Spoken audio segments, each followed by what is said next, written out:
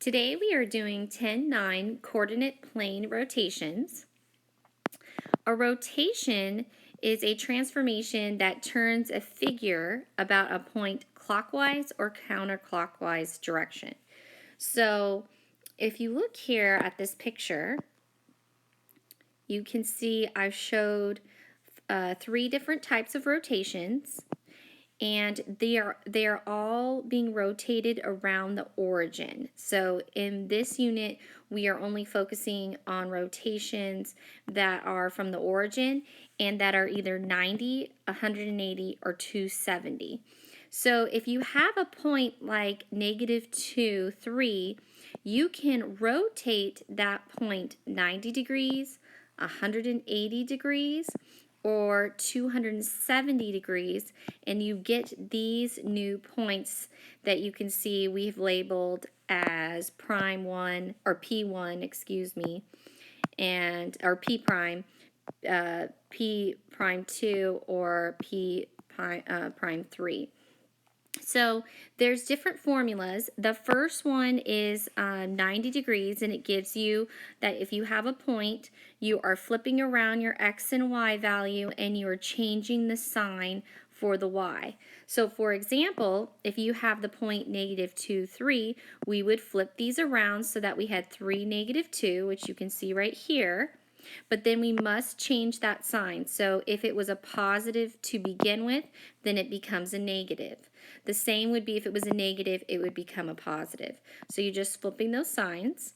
For 180-degree rotation, you keep the x and y value in the same spot, except you make them, you change the signs. So here we had -2, 3. So we'll still have -2, 3, but we're going to change their sign. So this should become a +2 and this should become a -3. So when you look here, that did happen. So now we look at 270-degree rotation. You would flip the x and y. The y would stay the same value, but the x would change. So we'd flip this around so it was 3, 2, and it would become a positive instead of a -2. Here we're looking at example number 1. We are going to rotate 90 degrees counterclockwise. So counterclockwise, you think of like a clock. This would be clockwise, the way the hands of a clock move.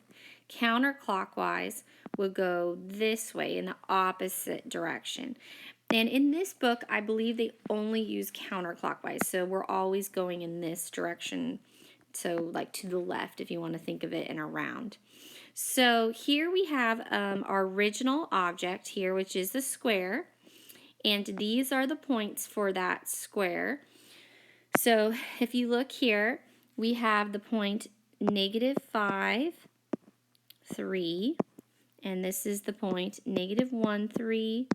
This is the point -1, -1, and this is the point -5, -1. So we are going to rotate this 90 degrees, and so we're going to use our formula. So if you remember, for 90 degrees, if you have x comma y, your formula was that you change the sign for the y and keep the sign the same for the x, but you flip them, so these would be rotated. So we're going to do the same thing for all of these points. So let's look here. I'm going to do this in blue. -5, 3, so I'm going to switch those around. And if you notice, the y will change sign, so this will become a negative. Again, -1, -1, those you would flip those, and the first sign would change. Same with -5, -1. You're going to flip those and change the sign of the first one.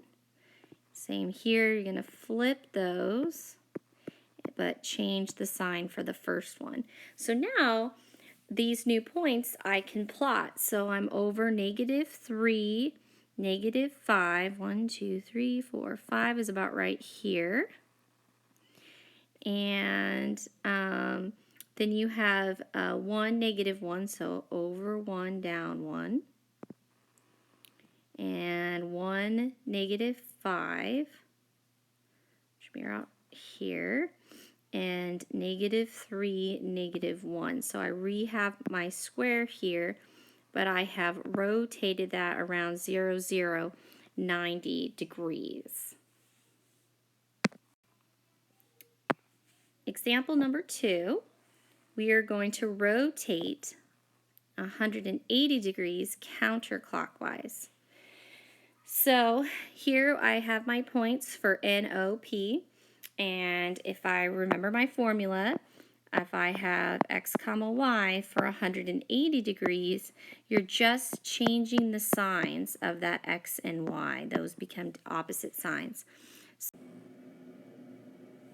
So here we're going to have 2, 3, and -1, -6, and 5, 1.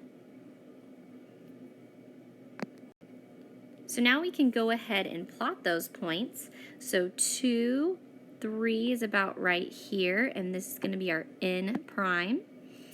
And then we have -1, -6, so -1, 1, 2, 3, 4, 5, 6 down here. This is our O prime. And then we're going to have -5, -1, so 1, 2, 3, 4, 5, down 1, or up 1, excuse me. Actually, it's +5, so it went the wrong way. 1, 2, 3, 4, 5, up 1. Make sure you're plotting these in the right direction. So there we go. So we have our N prime and our P prime and our O prime, and we can connect those. And there we have rotated 180 degrees. Last, we have something called rotational symmetry. If you can rotate an object less than 360 degrees around a center to create a matching image, you have rotational symmetry. So I drew a picture the best I can to kind of represent that. So if you rotate this object 90 degrees, you would get this. If you rotate it again a little bit more for another 90 degrees, you would get itself again. So to get from here to here, you'd have to make an 180 degree rotation.